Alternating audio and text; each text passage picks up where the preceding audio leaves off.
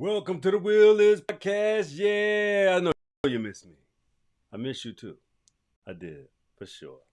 Check it out. We got another good show. Let me get my light. Seems a little dim in here.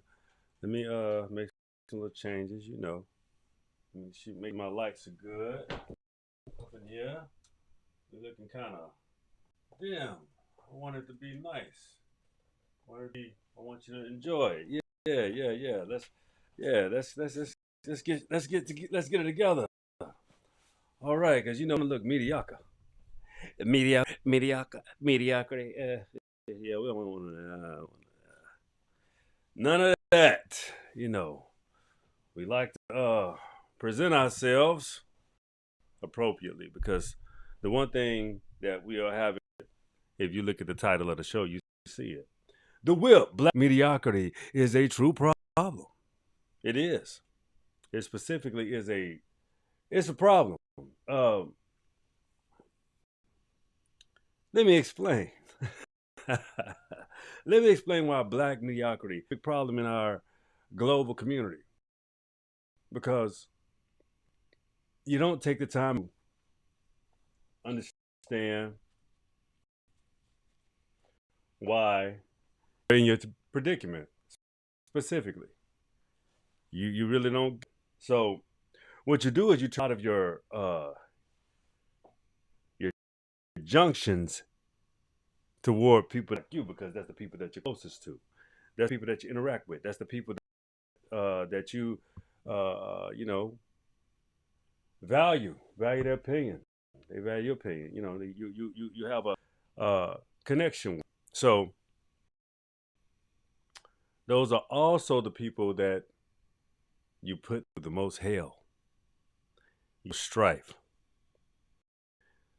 and you attack the most because they have a difference of opinion. Simply because their path of life is different. You can't live for people. I know you hear your parents tell you all the time, and your grandparents, and people say, "I pray for you. I pray. I pray that you come through." And you're so grateful because it does matter, and it is. You know, when somebody does think enough for you too, send a prayer up for you. But at the same time, who are they doing it for? Them or you? Sometimes when you think about situations and what you have went through in life, you think about how try to have always, I'm talking to people that specifically look and that can value what I'm saying through experience, and that's being this complexion in this land, in this place, even. You understand what I'm saying? So living North America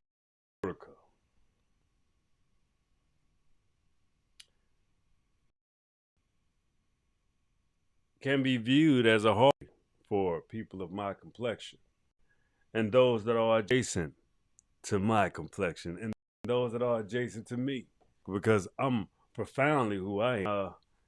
Kind of make no bones about it. I like it. I like me. So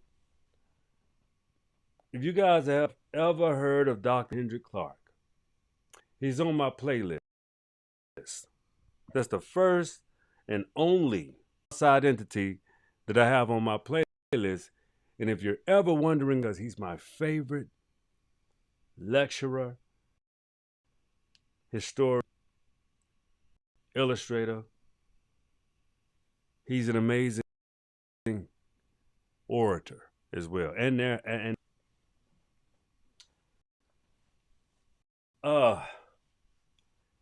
he's my foundational base of learning.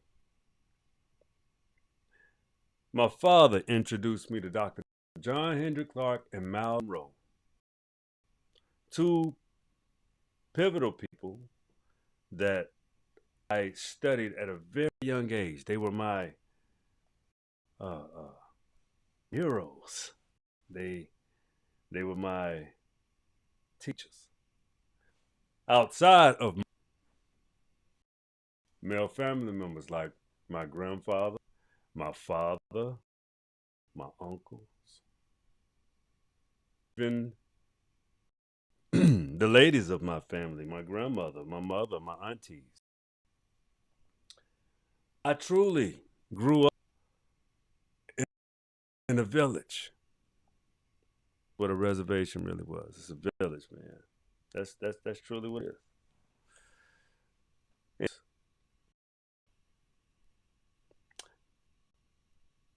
the discipline, the there was not a whole lot of self identity. It was a team, it was a group, it was a family. They saw your individual prowess, they saw your individual talents, and I was spoken extremely highly of, and I'm grateful to my family for that. But I put in the work, playing basketball. You do at that age to show, you want to mimic. To me, it was Jordan. It was Jordan Pippen, Jordan. But I respected the Reggies. I respected Reggie Miller. I respected, Patrick Young. I respected Olajuwon. I respected all of the basketball players, Charles Barkley, even, but Isaiah Thomas, Zeke, Magic, Bird, you got even the foreigners at the time, like you got Tony Kukoc, and Jordan played with Tony Kukoc. You know what I'm saying? And then you got Luke Longley. I don't know if he's American or not, but you got another one, Ilgauskas. Yeah. So you got all of these different players and different styles of basketball.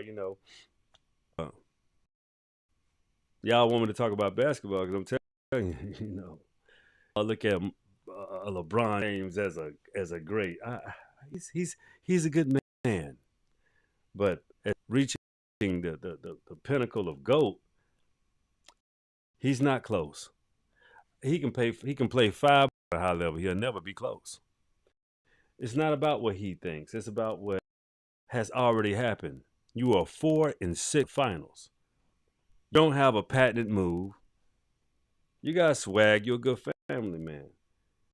You was good for the game, but now finishing your legacy because look how you've chased after Kobe and wanted to diminish the great. You shouldn't have never taken yourself to LA first and foremost. Second of all, Cleveland was a solid suit for you. You want to go back and win the championship and go out with Donovan Mitchell, you do it with your old ass. But I'm just saying, man, you have been a topsy-turvy, a dick rider your whole career.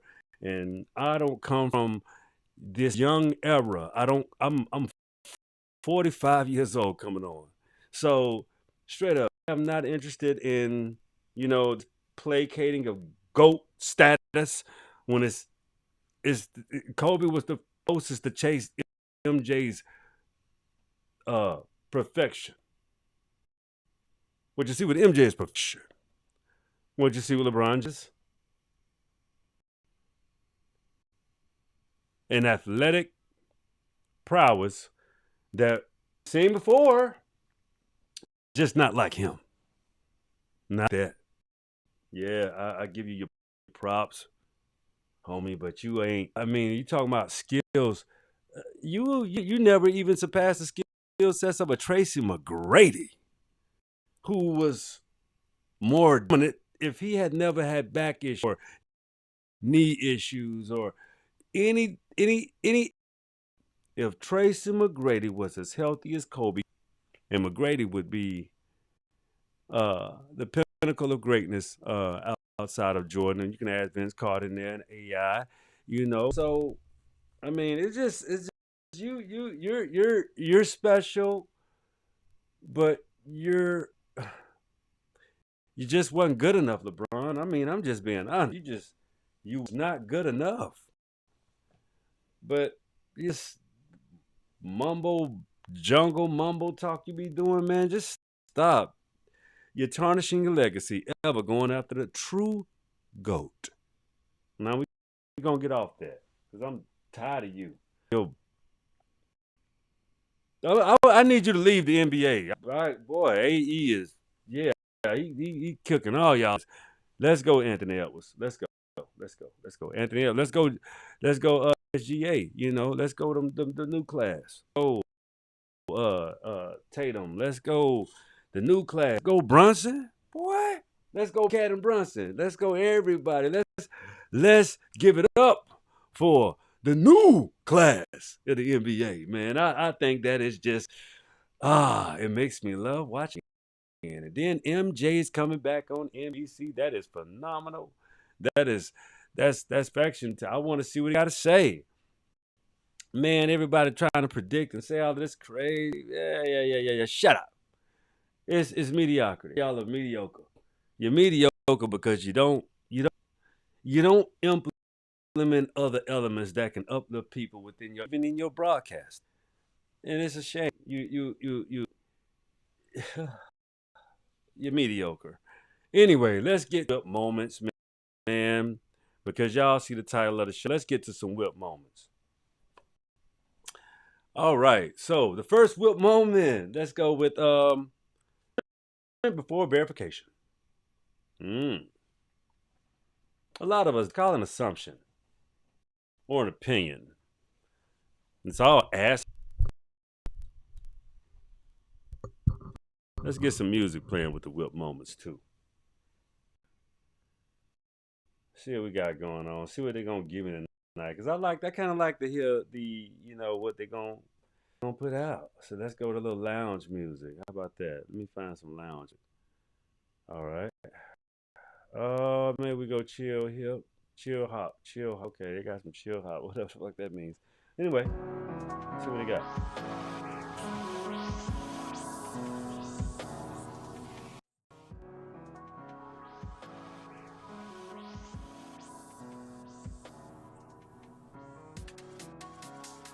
Straighten out now.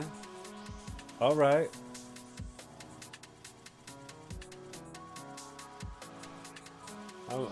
I'm actually kind of akin to it. It's cool. It rocks. Anyway, judgment before verification. It's an assumption, opinion, and sometimes, most of the time, they're not based on mere fact. Let's treat each other better than that, please. Let's start anew. Even with humanity for that.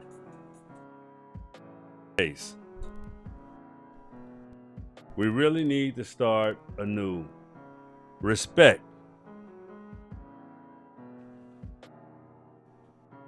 Being respectful ain't so bad, ladies and gentlemen. It's fulfilling. It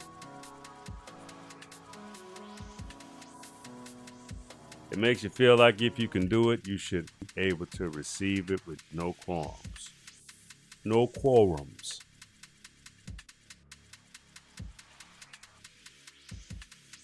Just because you see someone doesn't mean you know that person. That even goes for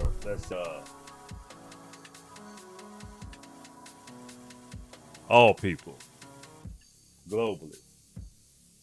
Let me show you something.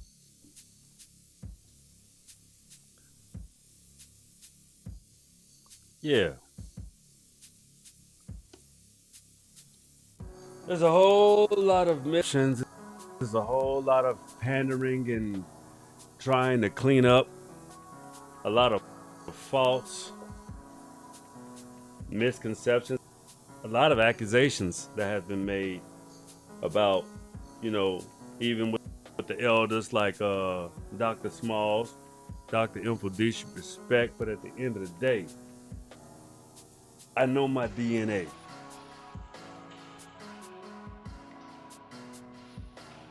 I know I can prove it. Shown. You can go to my Instagram, you can go to my YouTube, you can right here on YouTube. You can go to my TikTok and you will see evidence that what I'm saying is factual. No, we don't do no fabrications or cognitive dissonance. And just because you claim you are does not mean you hate other cultures or other people. Standing up for yourself does not equate to hating other people.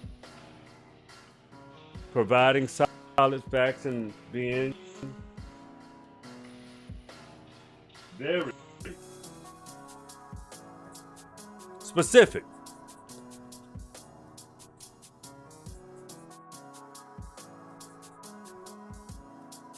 Okay? Y'all know I'm the beholder of the books. You know, let's go with beginnings. I like things that are specific to what's relatable. People that are adjacent to me, that feel the way I feel about situations, that know the specifics because you can prove your existence. Now, let me ask you guys, how am I supposed to connect myself with something that's not efficiently in my orchestrated tree or my roots? Tell all the stories about what you think you know. You might want to widen your horizon on.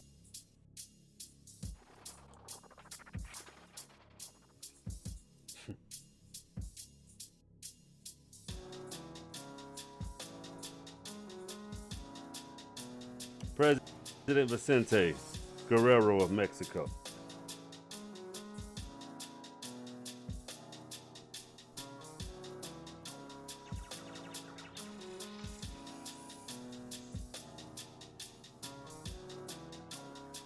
The president of Mexico. In 1615, King Philip II of Spain received a letter from his Mexican colony advising him the division of the races is an indispensable element in controlling his colonies. But people of the color has to learn the reverse was true. The reverse was true. The best road to success is resisting domination was to unite. This became clear during the crucial war of independence Mexico fought against Spain early in the 19th century. Not only did Mexico Maroons prepare its mixed race to march to independence, but it cast a leader in Vicente Guerrero, a black Indian born in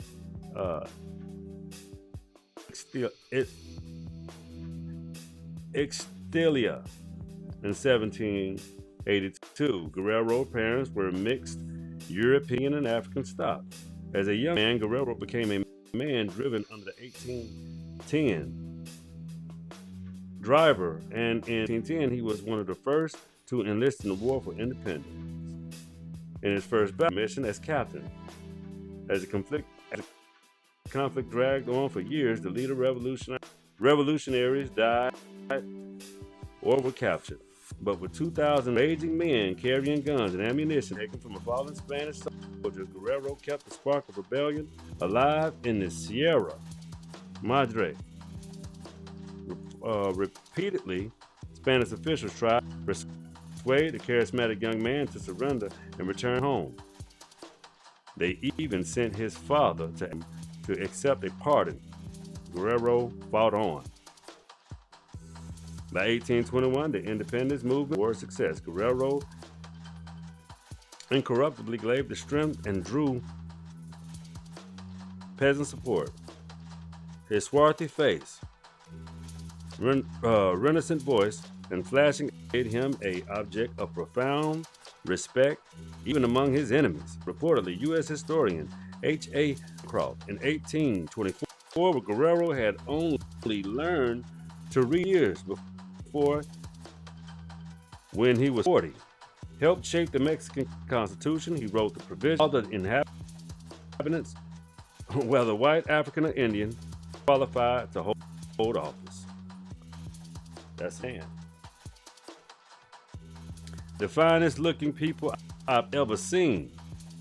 First they came 1 or 2 at a time, strong men and women beating a path of slaves into the thickened marsh of Florida. Soon others joined them, sisters and brothers, mothers and fathers, and the elderly, and the very parents carrying babies and children, some injured during escape. Daring men returned to Georgia and Alabama to fetch mothers, fathers, wives, children, and friends who needed help to reach freedom. Florida provided unique in U.S. history, a location where large communities of ex-slaves could live hidden enemy eyes. Escaped slavery, living as maroons, became Florida's first settlement. Dense jungles, high grassy, deadly reptiles, alligators, and hordes of tropical diseases waiting all of who entered. These conditions also protected Africans and Europeans invaded forests. Historians Joseph Apollo, written politically in Florida, was in the hands of his news that it was colored Spanish on the map with largely for their amusement of white men.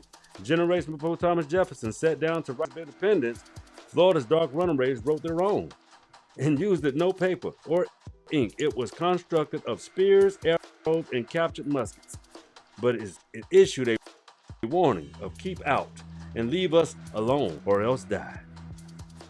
It is liberty or death. Yeah. American Indians. The commemoration for freedom. Now let's check out Revealing America's Dark Past, Volume 1.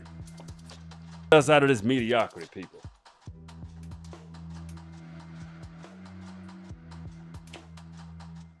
Mounds. This got pictures. And you know, we love pictures. We love pictures because they say 1,000 words, you know. I'll show you something.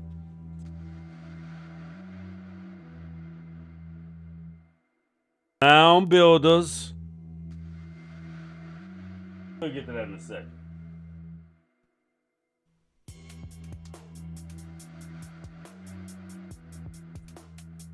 Let's get back to another WIP moment. Dispose of the true you. That's what you do when you call yourself an African American. I love you, Mr. Doctor. Great one. You are a true great one. Absolutely. Your knowledge extends beyond, sir. But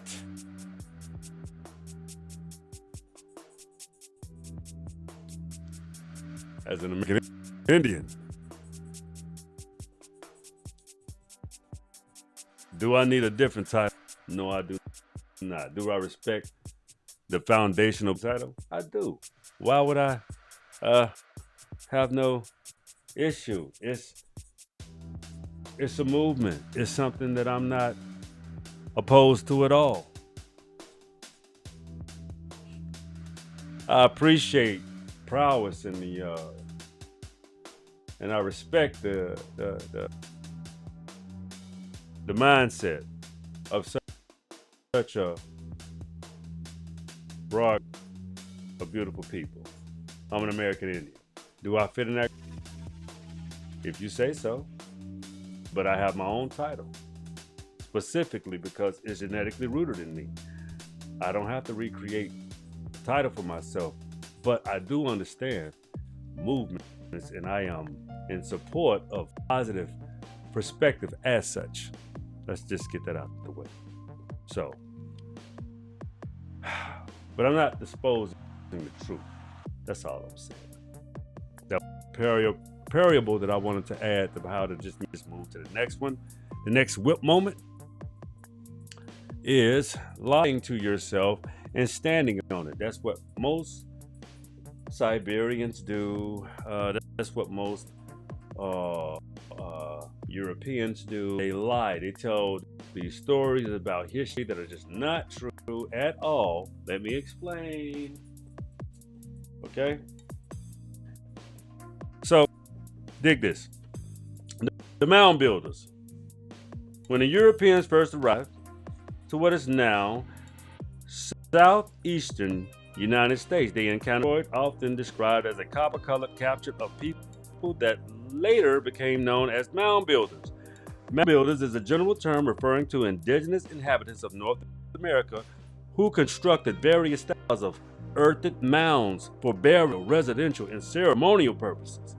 The Mississippian mound builders dated from 1000 CE to 700 CE, referred to Christian or common. It is cultural that the European encountered.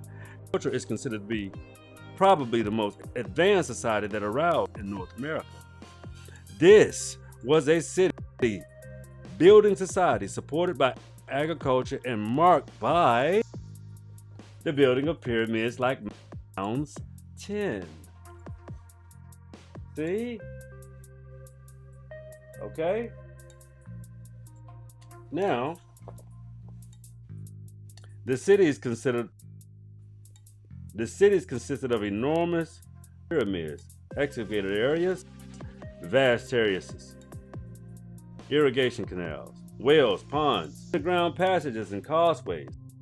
All of them constructed so substantial that they remain perfectly discernible until this day. According to the contented engineers, it would have taken several thousand of our workmen, providing with all of the resources of our great modern industries, long years to erect some of their monuments, amounts which they were as rival the Egyptian pyramids in grandeur. The number of these mounds is almost incalculable. The idea that the American Indians could have built something resembling a city was so foreign to European settlers. They commonly thought that they must have been of a foreign civilization, Phoenicians or Vikings or perhaps lost tribes of Israel. All of which are just not true. You gotta put some respect. Yeah. Who you are, who you know you are now. See? Listen, lying and standing on it is just not good for no one to do at this point in time. Truth must reign. Truth must reign supreme. Want to dig that? Next point. No vision, just excuses. Revealing America's dark skinned volume 2, Columbus area. Shout out to Silver Fox Thunderbird.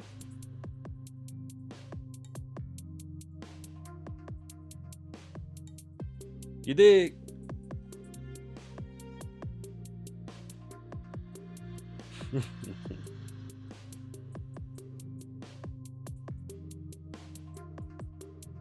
Man, it's been a number done on American Indians. I'm telling you. And then, you got a whole lot of disrespectful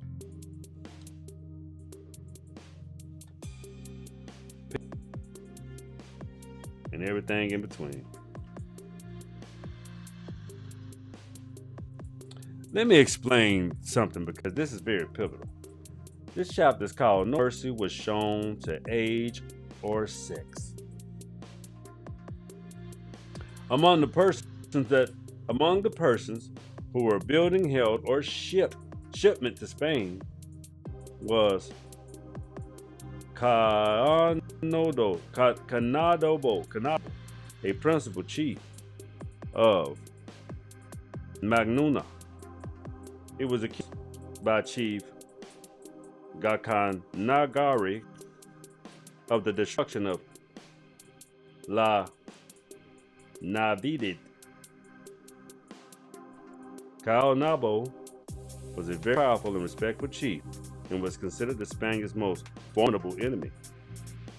He was angry that Visitors had invaded his land. They invaded the land and built a fort in his domain without his consent. He also infuriated that Spaniards had demanded a tribute from his people, and even more, he was insisted of a cruel and savage behavior for colonizers them off the island. Canabo, along with his other principals in the island, devised a plan to rid the Spaniards from Hispaniola. When the Spaniards received the word of a plot, they thought Racanagari, the only chief who refused to be part of the plot against the Spaniards, then communicated a plan to capture Canabo. The Spaniards were hell-bent in bringing Chief Canabo to justice in the destruction of Navidi. Guari was the first chief on the island to ally with Columbus and become compliant to Columbus' demand.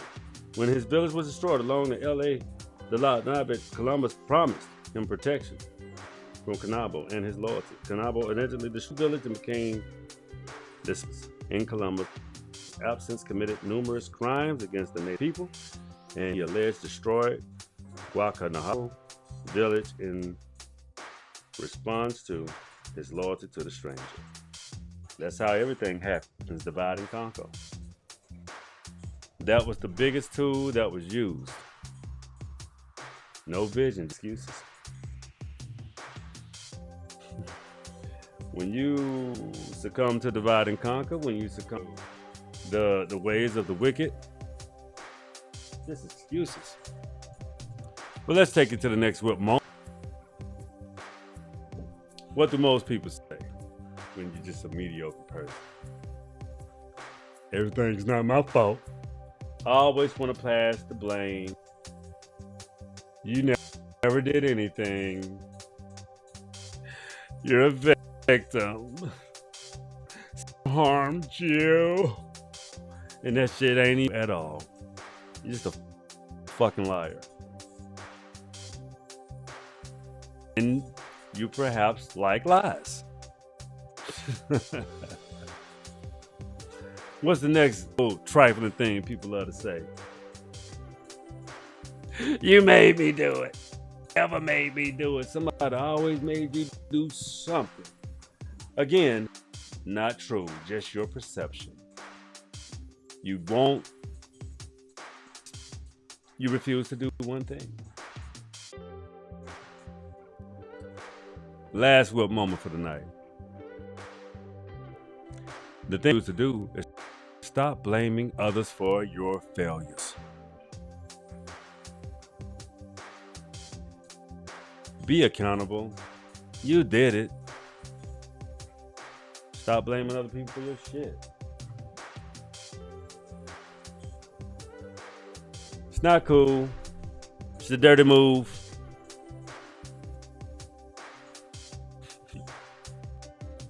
Check it out. My closing moment is like this, man. Being excellent comes with being accountable, being human, recognizing your mistakes better. It doesn't mean you have to be perfect, but it also doesn't mean you have to lie. Okay? Lying is not the solution. Take accountability. Take your indiscretions on the chin. Do better. Be excited about doing better. Be excited about building a better chapter to the next day. Take it serious. Love yourself, people. That'll take it to a higher level, and you'll relinquish the mediocrity, because that's the true problem.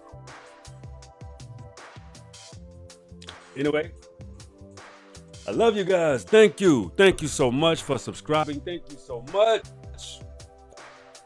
for loving the show. I know you love the shorts, but check it out. Yo, man. Hey, get into watching them shows. You know, the shows are good. I love them. They're all different. I'm gonna get out here tonight. Anyway, that's the show. Love you guys. Thank you. Thank you much. Don't forget to drop your. Don't forget to let me know how you feel about the show. Anyway, with me. Oh, you know why? Because the wheel is yours.